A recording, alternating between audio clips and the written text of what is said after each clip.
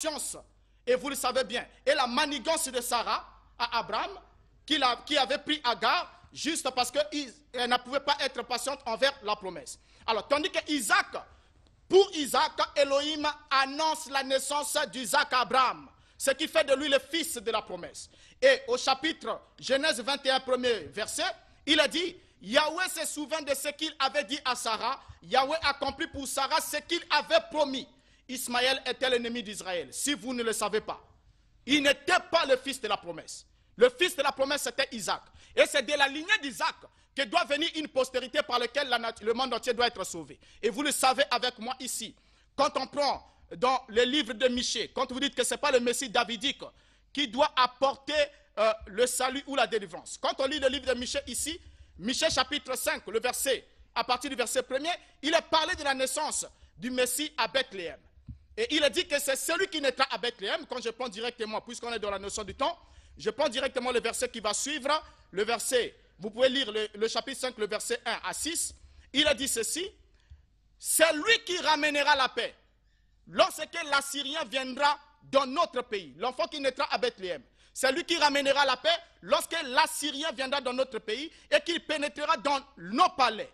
Nous ferons lever contre lui 7 pasteurs et 8 princes du peuple. Ils feront avec le paix leur pâture du pays d'Assyrie et du pays de Nimrod au-dedans de ses portes. Il nous délivrera aussi de l'Assyrien lorsqu'il viendra dans notre pays et qu'il pénétrera sur notre territoire. Le reste de Jacob sera au milieu des peuples nombreux, comme la rosée qui vient de l'Éternel, comme les gouttes d'eau sur l'herbe. Elles ne comptent pas sur l'homme, elles ne dépendent pas des enfants des hommes. Alors, Michée ici montre bien que cette prophétie s'est accomplie en 2 temps. Et vous êtes d'accord avec moi? Ça, et une fois de plus, vous vous rappellerez qu'au début de mon intervention, je dis que le frère Mota n'était pas qualifié pour faire l'exégèse biblique. Et je pense que les téléspectateurs qui nous suivent vont comprendre. Parce que jusque-là, il n'a toujours pas répondu à la question que je lui ai posée. Démontrez-nous sur base des prophéties de Daniel que les Romains sont effectivement des Grecs et qu'ils sont sortis de l'une des 4 divisions de l'Empire grec après la mort d'Alexandre le Grand. Je lui ai dit qu'il ne le fera jamais, même dans ses propres rêves, il ne le fera jamais. C'est pour vous dire qu'il vient, il prend la liberté avec la Bible pour dire n'importe quoi. Regardez, il vient de dire ici, Ismaël, le signe de l'alliance, il parle du signe de l'alliance, la circoncision. Mais cette alliance que Dieu a voulu conclure avec Abraham, mais qui ont subi d'abord, c'est-à-dire cette alliance, ça s'est réalisé d'abord en qui premièrement? C'est Abraham lui-même. Quand vous dites que non, il fallait attendre qu'Isaac naisse ou Ismaël naisse. Mais non, Abraham lui-même a été circoncis déjà adulte. Et c'est lui avec qui Dieu a fait alliance.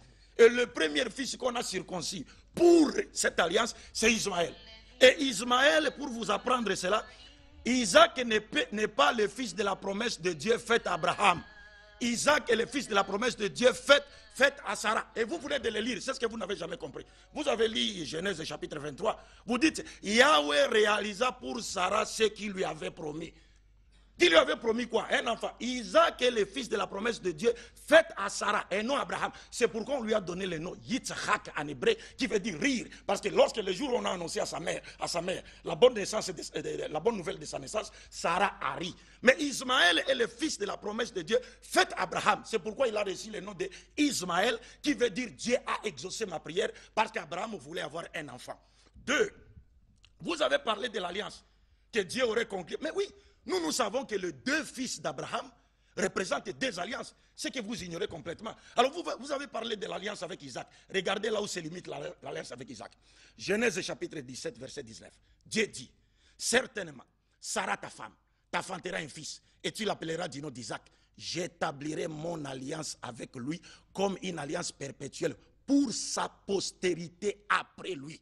Ce n'est pas avec l'humanité tout entière ça. C'est pourquoi tous les prophètes issus de la postérité d'Isaac n'ont été envoyés qu'aux enfants d'Israël, y compris Jésus-Christ. Vous autres païens, Paul l'a dit, vous n'êtes que des branches de l'olivier sauvage, coupées et greffées à l'olivier franc. Contrairement à votre nature, les alliances et les promesses ne vous concernent pas. Mais alors, en qui est-ce que la promesse faite à Abraham allait se réaliser? À Isaac, dont l'alliance ne se limite qu'à lui et à sa postérité, ou à Ismaël? Parce que Dieu a fait promesse, a dit à Abraham, toutes les familles de la terre seront bénies en toi. En qui est-ce que cette promesse s'est-elle réalisée? Donc nous disons que M. Mbota, vous êtes en train simplement de démontrer votre insuffisance en matière de connaissances bibliques. Et vous avez même fait dire au Coran, parce qu'on n'a pas assez de temps, vous avez fait dire au Coran ce qu'il ne dit pas, que Dieu aurait dit dans le Coran qu'il a donné la prophétie dans la descendance de David, beaucoup de choses là. Mais moi je reviens encore une fois de plus. Je vous dis, on a lu ici dans les glossaires des deux Bibles, on vous dit le fils de l'homme de Daniel 7 n'est pas Jésus. Pourquoi? Parce que ce fils de l'homme fera son apparition après la division de l'Empire romain en 2 grandes parties, puis son développement en 10 petites parties. Et il n'y a que le prophète Mohammed qui est apparu à cette époque-là et qui a commencé à prêcher l'islam. Et c'est lui seul qui est venu avec une religion qui a le symbolisme de la pierre et non de la croix. Et la prophétie nous dit, regardez ça, suivez-moi attentivement. La prophétie nous dit, dans la prophétie de Daniel, ou les prophéties de Daniel, Dieu n'a jamais dit que son royaume apparaîtra avant Babylone. Parce que les Juifs existaient déjà. Ils étaient là. Le royaume n'apparaîtra pas sous Babylone, ni sous les Médo-Perses, ni sous les Grecs, ni sous les Romains avant sa division.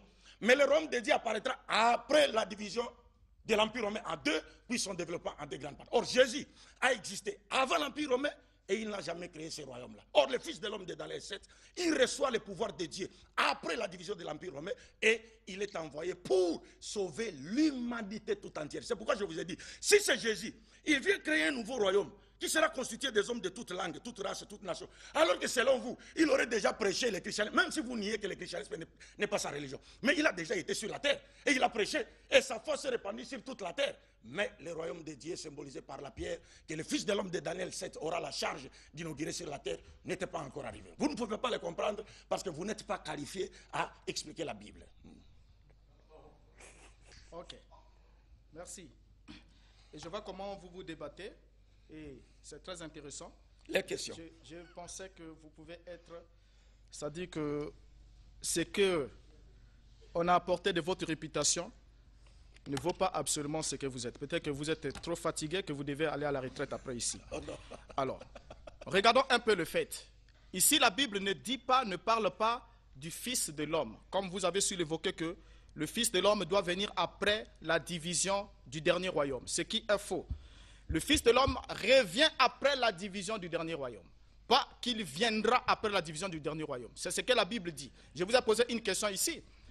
Lorsqu'on parle ici du Messie qui doit venir sauver l'humanité, qui doit venir apporter le message du salut à l'humanité à la fin des temps, il ne s'agit pas de Muhammad. Ça, vous le savez avec moi. Et à moins que vous contredisez ici à la face du monde que vous n'attendez pas le retour du Mashiach. Vous n'attendrez pas le retour de Yeshua. Alors, si c'est Mohammed qui est ce Messie, alors pourquoi est-ce que Jésus reviendrait-il encore? Qu'est-ce qu'il viendra faire? Alors que dans le Coran, c'est ce qui est signifié que c'est lui qui revient pour sauver l'humanité de la main du Dajjal. Alors, montrons ici, comme je l'ai dit dans le livre de Michée, il a dit qu'il viendra pour sauver, racheter Israël de la main de l'Assyrien. Or, bibliquement parlé, l'anti-Messie doit venir d'une région qui doit inclure la Turquie, la Syrie et l'Irak.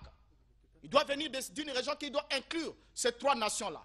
Et la Bible précise bien qu'il sera le roi du Nord. Et parce que vous le savez avec moi, que la Turquie, la Syrie et l'Irak sont drainés par le fleuve Euphrate. Et le fleuve Euphrate est un fleuve très prophétique au niveau de la Bible. Et précisément, selon la Bible ici, c'est de la Turquie que viendra l'Antichrist. Si vous ne le savez pas, regardez Apocalypse chapitre 13, qui parle des bêtes, de la réunification des bêtes de Daniel, qui parle de la bête qui monte, qui est semblable à un léopard, qui a les pattes de l'ours, et qui a la gueule du lion. Lorsqu'on parle de cette bête est la confédération d'un royaume, des royaumes qui ont été gouvernés par les 3 premières bêtes. Et je vous apprends aujourd'hui que selon la Bible, il est écrit que Satan donnera à cette bête son trône et son pouvoir. Et selon l'Apocalypse, chapitre 2, Yeshua précise, il dit que le trône de Satan est à Pergame. Il dit là, Satan a sa demeure et son trône. Et Pergame, aujourd'hui, est la ville de Bergaba en Turquie. Vous le savez très bien avec moi que la Turquie était la tête de l'Empire ottoman. Et aujourd'hui, la Turquie revient au centre. C'est le seul pays musulman qui n'est pas arabe, qui revient au centre en tant qu'une puissance d'abord, deuxième puissance militaire de l'OTAN, et vous le savez très bien, et qui a une position très stratégique au niveau du Moyen-Orient. Alors, tous les problèmes aujourd'hui, quand on dit que Mahomet est venu avec un message de paix, oh là là, le pacifiste Mahomet. C'est grave. Si on voit seulement le parcours de Mahomet, je ne sais pas si Mahomet a passé une seule année sans égorger, sans tuer, sans lapider. Non, je reviens là. Le pacifiste Mahomet est mort en laissant 7 sabres, avec une lance et un bouclier. Et il a conquis le monde par la guerre, par la violence. Il dit, soit vous vous soumettez à Allah, soit vous mourrez. Il dit que la terre appartient à Allah et à son messager. Si vous ne croyez pas à Allah et son messager, vous n'avez pas le droit de vivre. Ça, c'est enseigné au niveau de l'islam. Et pour vous, un musulman qui tue un non-musulman n'est pas répréhensible. C'est écrit encore dans l'islam. Que parce qu'il n'a pas le droit de vivre sur la terre d'Allah et son messager. Alors, vous allez dire qu'il est venu avec un règne de paix. C'est ce qui est absolument faux. Absolument faux.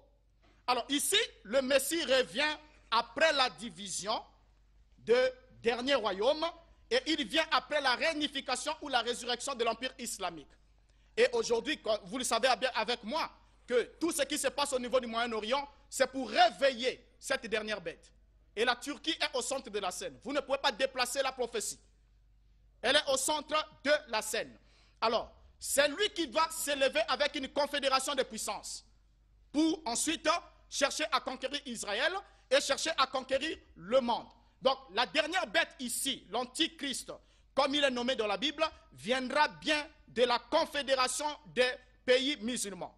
Regarde encore un élément de fait pour montrer dans Daniel chapitre 8, si on peut un peu aller là-bas, au verset 22, la Bible dit, les 4 cornes qui se sont élevées pour remplacer cette corne brisée, ce sont 4 royaumes qui s'élèveront de cette nation, mais qui n'auront pas autant de force. Au verset 23, à la fin de leur domination, lorsque les pécheurs seront consumés, il s'élèvera un roi impudent et artifié. Oui, mais je ne sais pas, je me répète encore. Je pense que les téléspectateurs qui nous suivent ont toujours compris que jusque-là, M. Mbota n'a jamais répondu à mes questions. Les questions qui lui ont été posées. Alors il touche à tout. Mohamed, pacifiste, la Turquie. Non, si vous voulez un débat, par exemple, sur l'islam rime-t-il avec le terrorisme, on va vous l'apprendre. Parce que le prophète Mohammed, il n'y a pas un messager de Dieu plus pacifiste que lui qui a existé sur cette terre. Plus pacifiste que lui. Et s'il faut qu'on fasse, moi je vous mets au défi de m'affronter seul à seul et face à face dans un débat autour du terrorisme. Et je vais voir, à ce moment je vais utiliser la Bible et vous verrez entre le Coran et la Bible quel est le livre le plus terroriste du monde. Donc nous allons voir ça, Inch'Allah. Alors donc, moi je ne voudrais pas faire du coq à l'âne, M. Mbota. Nous parlons de la poule, vous voulez nous parler du canard. Je vous ai demandé de rester dans les prophéties de Daniel. Et je vous attendais parce que vous avez fait allusion aux 4 cornes du bouc, ainsi de suite. J'attends frire le poisson par sa propre graisse quand vous allez revenir sur ce passage, Inch'Allah. Mais maintenant, vous avez pas. Regardez comment vous faites. C'est pourquoi je vous ai dit qu'il n'y a que chez vous, les gens des églises de réveil, là où les gens s'autoproclament des pasteurs, qu'on peut se permettre de prendre la liberté avec les Écritures. Vous venez de lire, oh non, Jésus a dit, c'est en Turquie, c'est là où il y a le trône de Satan, à Pergame, c'est là où il y a le trône de Satan. Mais, Monsieur Mbota, pourquoi déplacez-vous les Écritures de leur contexte pour en faire un prétexte? Parce que la prophétie d'Apocalypse, dans Apocalypse, Jésus était en train de s'adresser aux 7 églises chrétiennes de cette ville de l'Asie mineure, qui est devenue aujourd'hui la Turquie. Ce n'est pas parce que tout ce territoire est devenu aujourd'hui la Turquie que vous allez appliquer cette prophétie à la Turquie musulmane, qui n'a rien à voir avec l'esprit de la prophétie. Parce que si seulement on peut ensemble avec vous lire ces prophéties-là, Apocalypse 1, 11, et puis Apocalypse 2, vous verrez comment vous serez éclaboussé par votre Bible ici. Parce que vous faites dire à la Bible ce que la Bible ne dit pas. Et moi, ça m'arrange. Moi, ça m'arrange de voir que vous dites que l'Antéchrist viendra de la Turquie. Donc c'est clair que l'Antéchrist ne viendra pas de la Mecque. Donc la Mecque, le trône de Satan n'est pas à la Mecque. Donc Mohammed n'a rien à voir avec ça. Et l'Antéchrist ne viendra pas aussi de la Mecque. Alors donc là, il est en train de dire des choses qu'il ignore complètement. Il nous parle du Fils de l'homme, le retour. Mais qui a nié le retour de Jésus? Mais nous croyons au retour de Jésus.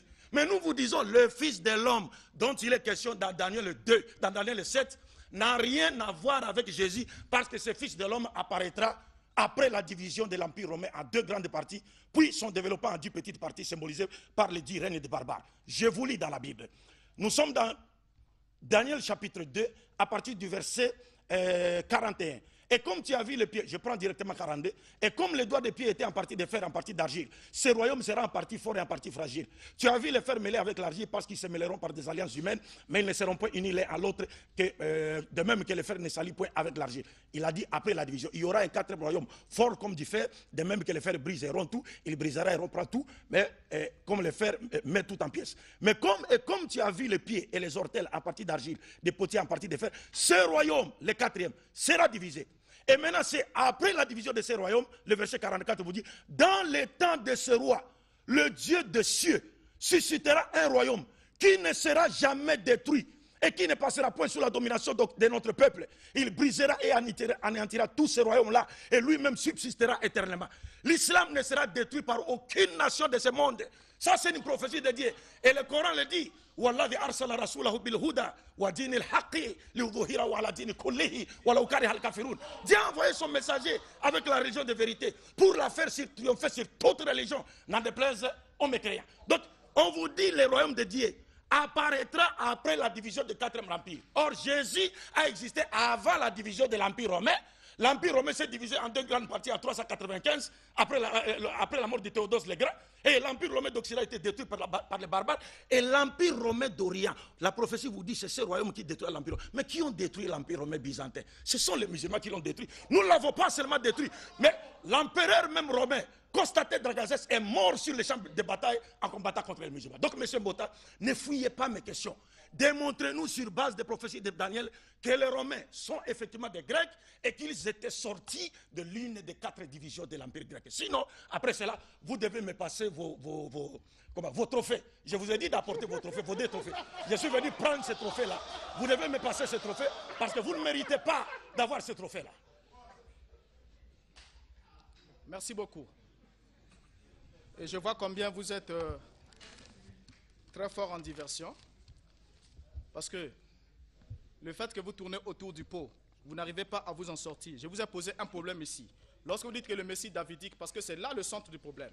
Lorsque vous dites que le Messie davidique est venu une seule fois en Israël, il est parti.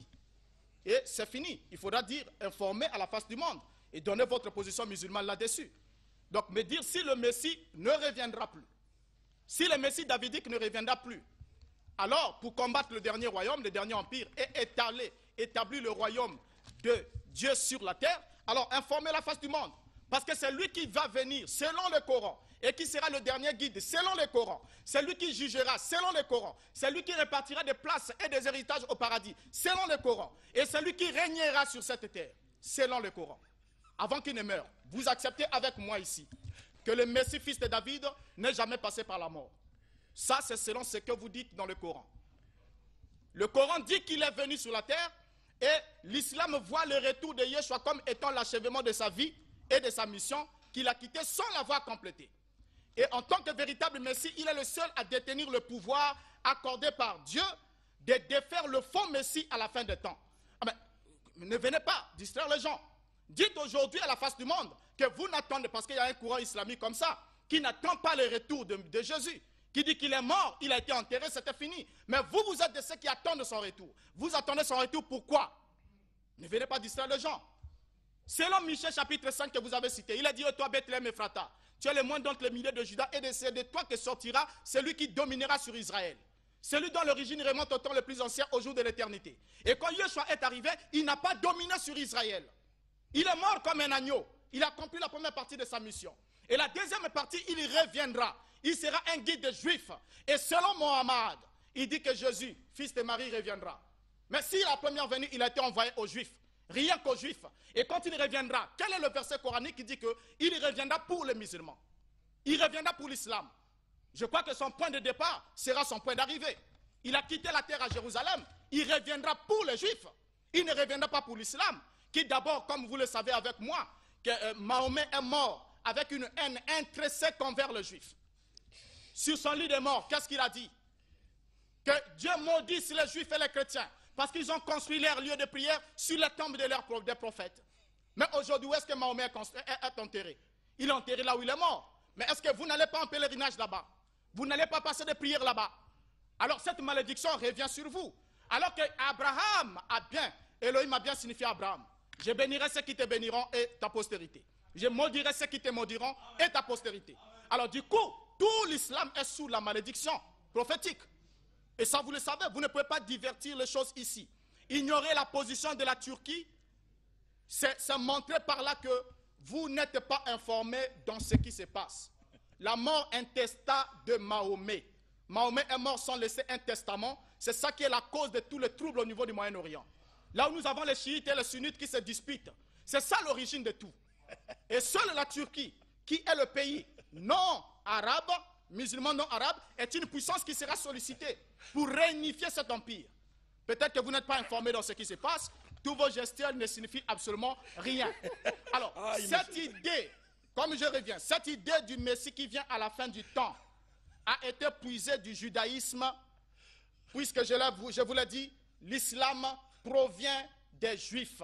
Ce sont des judéo-nazaréens qui se sont approchés de Mahomet et qui ont écrit. Et vous n'allez pas attribuer l'islam à Mahomet. Et comme je vous l'ai dit ici, Mohammed n'est pas un modèle. Je vous ai donné une parabole plutôt. Lorsque j'avais introduit, j'ai dit que nous avons des bateaux qui sont au port. Il y a un bateau dont le capitaine est vivant. Il y a un autre dont le capitaine est mort. Et nous devons traverser l'au-delà et aller auprès du Créateur. Dans lequel de deux bateaux devons-nous embarquer? Mahomet est mort. Mohammed est mort enterré. Et le Coran dit que le vivant est plus important que le mort. Et vous le savez avec moi. Mais Yeshua, Jésus, est vivant au ciel. Et il reviendra pour jouer la dernière carte. Mais vous suivez un mort qui est parti et qui vous a laissé dans tous les dégâts, dans tout ce que nous connaissons aujourd'hui. Avec un modèle qu'il ne faut pas absolument suivre. Le temps nous est peut-être imparti de démontrer ici que Mahomet n'était pas un modèle pour apporter la paix comme vous le chantez. Oui, vous savez, une fois de plus, je ne fais que me répéter. Et les téléspectateurs continuent à constater cela. Comment M. Mbota est en train d'échapper à mes questions. Parce que les débats devraient se focaliser sur l'identité de la quatrième bête. Et nous avons dit que pour que sa thèse soit vraie, il fallait qu'il nous démontre sur base des prophéties de Daniel que les Romains étaient effectivement des Grecs et qu'ils sont sortis de l'une des 4 divisions de l'Empire grec. Donc lui, avec son fameux Saint-Esprit, ils sont incapables de nous démontrer sur base, n'est-ce pas, des prophéties bibliques. Simplement, ils cherchent à... Vous voyez, ils touchent beaucoup de points. Le débat n'est pas sur la mort de Muhammad ou la mort... Le débat ne se passe pas sur ce point. Monsieur Mbota, d'ailleurs, je vais vous dire ici, c'est que avant d'y arriver, il a dit que c'est Jésus qui va distribuer les places au paradis. Tout ça, c'est pour chercher à surprendre les personnes non averties qui nous suivent en ce moment. Mais moi, je pense qu'à mon humble avis, toutes ces personnes qui suivent en ce moment sont des personnes averties. Je vous lis les propos de Jésus lui-même. Matthieu chapitre 20, verset 20 à 22. Même à 23. Alors, la mère des fils de Zébédée s'approcha de Jésus avec ses fils et se prosterna pour lui faire une demande. Il lui dit, que veux-tu? Ordonne, lui dit-elle, que mes 2 fils que voici soient assis dans ton royaume, l'un à ta droite et l'autre à ta gauche. Jésus répondit, vous ne savez pas ce que vous demandez. Pouvez-vous boire la coupe que je dois boire? Nous le pouvons, dirent-ils. Alors il leur répondit, il est vrai que vous boirez ma coupe, mais pour ce qui est d'être assis à ma droite et à ma gauche, cela ne dépend pas de moi et ne sera donné qu'à ceux à qui mon Père l'a réservé. Ce n'est pas Jésus qui distribue les places au paradis, mon frère Mbota. Ça dénote encore une fois de plus votre insuffisance. 2, quand vous aimez trop parler de la mort de Mohammed, mais vous devez savoir que la grandeur d'un prophète ne repose pas sur sa survie physique dans le corps physique. Aujourd'hui, nous disons, Mohammed est mort. Mais d'abord, est-ce que le prophète meurt? Parce que vous lisez dans la Bible, Moïse était mort enterré. Mais dans Matthieu chapitre 23, Moïse est venu, il a parlé avec Jésus, avec Élie. Mais Moïse était mort et enterré. Élie aussi était parti. Mais ils sont revenus, ils parlaient avec Jésus. Ils faisaient quoi là-bas? Les prophètes, le corps physique ne représente rien chez les prophètes. Si l'on peut parler de la mort, nous pouvons dire aujourd'hui, entre Jésus et Mohammed, qui est véritablement mort? C'est Jésus qui est véritablement mort, bien que nous croyons ce retour. Pourquoi? Parce qu'il n'y a pas un seul peuple sur cette terre qui s'identifie par rapport aux enseignements de Jésus. Des peuples suivent les enseignements de Mohammed. Voilà la grandeur d'un prophète. C'est pourquoi un savant occidental a dit, la victoire de Mohammed, même après le tombeau, prouve qu'il était un vrai prophète. Parce que des pays se réclament de Mohammed, alors que Jésus, même dans son propre pays, en Israël, il n'est pas accepté. Jusqu'à aujourd'hui, il n'y a pas un seul pays qui se définit par les enseignements de Jésus. Mais il y a des pays qui se définissent par les enseignements de Mohammed. Vous êtes en train de confondre les choses, mon cher frère. Vous dites que non, nous disons que Jésus va... Mais oui, Jésus va revenir.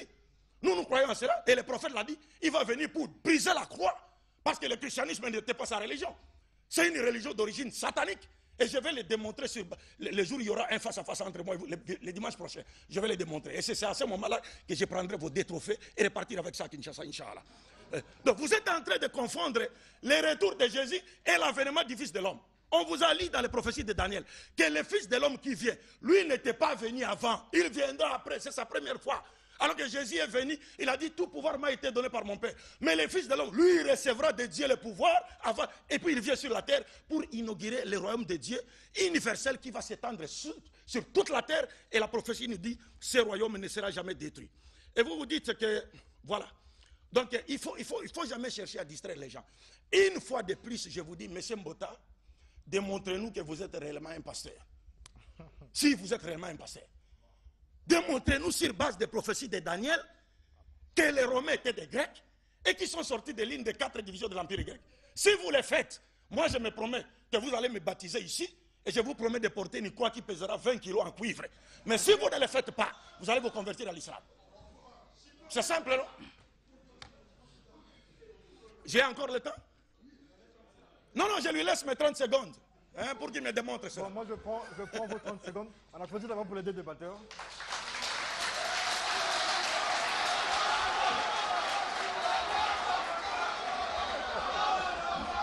Voilà. Nous sommes arrivés. S'il vous plaît. Nous sommes arrivés au dernier virage de ce face-à-face. Le temps de faire une pause. Nous allons revenir pour le mot de fin de chaque débatteur.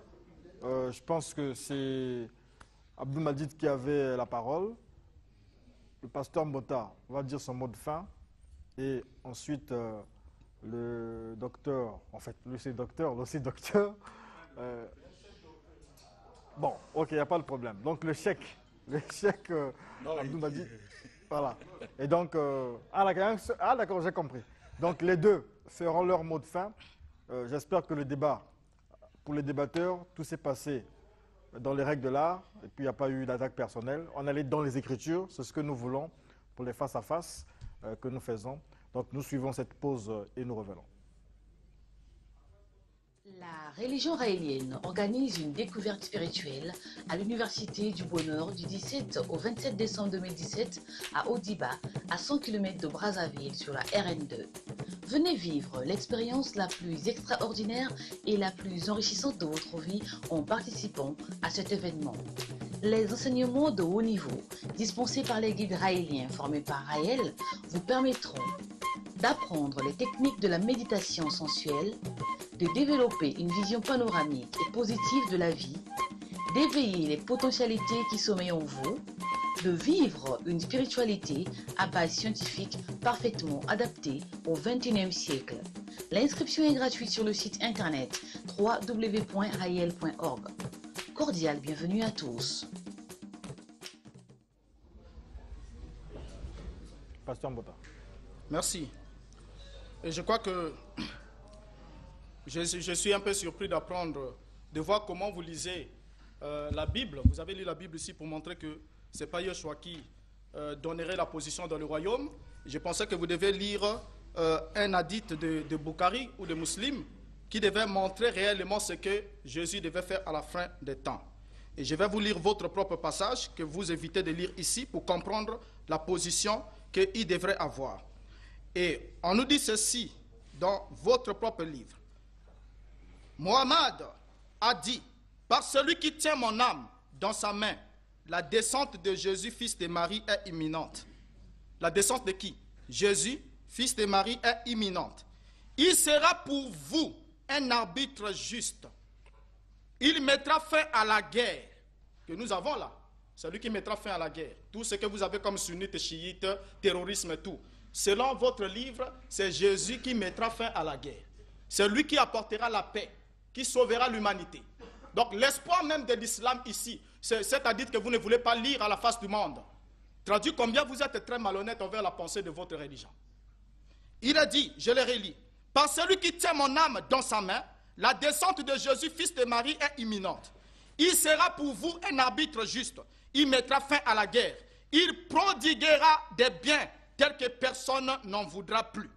Donc, il est écrit ici encore, dans Muslim, numéro 155, le prophète Mohammed a dit, je le jure par Dieu, Isa, fils de Marie, descendra, jugeant l'humanité avec la justice. C'est lui qui descendra, jugeant l'humanité avec la justice. Et ce jugement pour qu'il vienne, vous le savez encore avec moi que je pourrais vous lire, notion de temps puisqu'on reviendra. Il est écrit dans vos propres documents qu'il ne descendra jamais pour apporter le jugement avant que les musulmans puissent tuer les juifs massivement et les chrétiens. À tel point que même quand un juif se cachera derrière une pierre, la pierre parlera et dira, musulmans, voici un juif qui est derrière moi, viens le tuer. Il dit, ce n'est qu'à ce moment-là que le jugement viendra. Et ça, vous le savez avec moi, la haine que vous avez envers le peuple d'Israël. C'est connu. Et aujourd'hui, quand vous niez la position de la Turquie, je vous ai bien montré ici que, en regardant ici dans notre Bible, la position de l'Empire grec est successeur de l'Empire médo-perse. Et elle va donner naissance à des autres empires, représentant les deux jambes de la statue. L'Empire occidental et l'Empire musulman. Géographiquement parlant, la Grèce actuelle que nous avons aujourd'hui fait la jonction entre l'Europe et la Turquie. Maintenant, les deux empires sont divisés sur le plan culturel et religieux. Comme il a dit, le fer et l'argile ne se mélangeront pas. Ce sont les deux empires, les deux idéaux, l'Occident et le peuple, ou encore l'empire musulman, ou encore le peuple de l'islam, ne peuvent jamais se mettre ensemble. Alors, nous savons que c'est l'empire ottoman turc qui jouera un rôle bien plus important dans la résurrection de la bête islamique. Nous ne devons pas ignorer que la Turquie est en premier lieu située en Asie mineure. Et c'est là, Antioche, que l'église chrétienne a vu le jour, avant qu'il soit reprise par les Romains, comme je vous l'ai montré. Et c'est aussi la Turquie qui est le berceau totalement, qui a tenu pendant longtemps, pendant des temps, le règne islamique. Et jusqu'à ce que cet empire soit blessé. Alors, en regardant ici la bête finale d'Apocalypse 13, qui doit subir le jugement. La bête finale d'Apocalypse chapitre 13, la Bible est claire et précise que le royaume, d'abord le premier royaume babylonien, comme on le sait, était constitué de l'Égypte du Nord, de l'Irak, de l'Iran, de la Jordanie, de la Palestine, de la Syrie, de la Turquie. Et le royaume médo-perse était constitué de l'Iran, de la Palestine, de la Jordanie, du Liban, du Syrie, de la Turquie, de la Grèce et du nord de l'Égypte. Le royaume de la Grèce antique était constitué de la Grèce, de la Jordanie, du Liban, de la Syrie, de la Turquie, de l'Irak, de l'Iran, du nord de l'Égypte. Tous les trois pays qui constituaient l'empire islamique dans ce temps-là seront rassemblés dans une fédération du dernier royaume. Et c'est eux qui vont jouer la carte finale, c'est de là que viendra l'Antichrist. Et l'Antichrist sera foncièrement musulman. Puisqu'il sera antichrist, anti-messie, il sera opposé à la doctrine du Père et du Fils. Il ne croirait pas que Yeshua est le Fils d'Élohim. Et c'est lui qui entrera dans le temple de Jérusalem jusqu'à se faire adorer, selon ce que dit la prophétie biblique. Et voilà pourquoi actuellement, dans le cours des temps, nous avons Jérusalem qui revient aux Juifs, aux Israélites. Et lorsqu'ils récupèrent la ville, ils récupèrent le mont du temple, ils rebâtiront le temple, selon la prophétie biblique. Et avant que Dajjal ne vienne. Et Dajjal ne sera pas tué par Mohammed. Et quand vous dites que c'est vous qui avez détruit l'empire ottoman ou encore l'empire byzantin, c'est faux. Parce que la pierre n'a pas frappé les deux pieds de la statue. Ça me fait rire. Hein. Je pense que si ce n'était pas par respect pour les frères Mbota, n'est-ce pas, j'allais demander à l'assistance d'applaudir pour ses insuffisances. Mais par respect pour lui, n'applaudissez pas. Alors, ça m'étonne vraiment. Vous voyez même, il a même du mal à prononcer le mot Bukhari. Donc, il cite un hadith du prophète, tellement, parce qu'il a parlé de la malhonnêteté ici. Voilà qui fait preuve de malhonnêteté intellectuelle. Et il cite un hadith. D'abord, il dit Bukhari, ce n'est pas Bukhari, c'est Bukhari. Et puis, vous avez l'Esprit Saint. L'Esprit Saint descendu sur les apôtres, il a parlé en arabe. Donc, si vous aviez le même Saint-Esprit, vous auriez prononcé ces mots, parce que l'Esprit Saint a parlé en arabe dans la Bible. Ça, c'est le premier point. 2. Vous lisez l'hadith et puis vous omettez de citer une partie de cet hadith. Là, on dit, le Messie reviendra, il va briser la croix. Donc il va détruire le christianisme parce que le christianisme n'est pas sa religion. Vous omettez de citer cette partie. Pourquoi?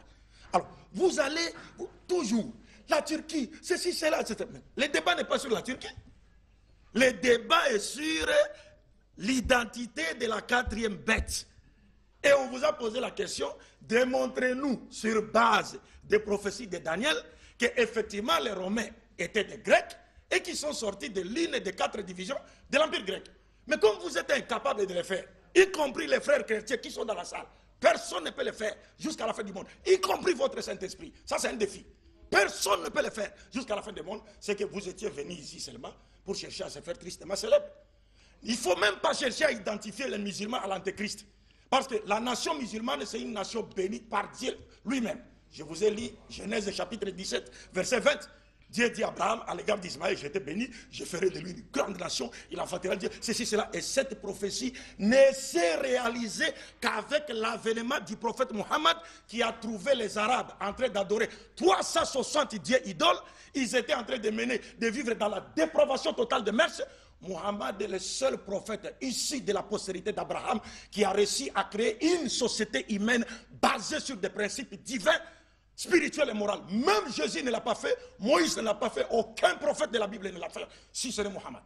Et seuls les pays de Mohammed, sur toute la surface de la terre, sont en train de faire de sorte que ces pays soient régis par les lois de Dieu, alors que les chrétiens sont loin de la loi de Dieu. Et si l'islam est combattu aujourd'hui, c'est que vous ne comprenez pas. Parce que l'islam est la seule nation qui invite l'humanité à se soumettre à un système que personne ne contrôle, si ce n'est Dieu. Et devant ce système, nous sommes tous placés sur le même pied d'égalité. Mais vous êtes déjà avec les Américains et les autres. C'est la religion, parce que votre religion est sortie de l'Empire romain. C'est la religion de la bête. Et je vais démontrer que le christianisme est d'origine satanique lors de notre second débat, Inch'Allah. Donc maintenant, je reviens pour vous dire une fois de plus, il ne faut pas chercher à faire trop. Vous avez trop de confusion. Vraiment, franchement, vous avez trop de confusion. Et vous avez de la chance. Parce que le temps qui nous est imparti est trop éphémère. Mais nous, les musulmans, nous allons nous arranger pour organiser notre débat dans une salle. Un débat, par exemple, de 6 heures. Là, on va se retrouver face à face. Et c'est la scène. Et à ce moment-là, vous saurez si vous êtes dans la vérité ou si c'est nous qui sommes dans la vérité. C'est pourquoi, avec toute assurance, j'ai dit à monsieur, je vous ai dit la fois passée, est-ce qu'il a apporté ses trophées? Parce que je dis, je suis venu prendre ce trophée. Et je sais que le public qui nous suit en ce moment, c'est que M. Mbota est incapable de répondre aux questions que je lui ai posées. Je termine en disant, faites pas la confusion entre les retours de Jésus auquel croient les musulmans et l'avènement du Fils de l'homme de Daniel 7, qui fera son avènement après la division de Rome en 2 grandes parties, puis son développement en 10 petites parties lors du règne des barbares. La prophétie dit, dans les temps de ce roi, le Dieu des cieux suscitera un royaume qui ne sera jamais détruit.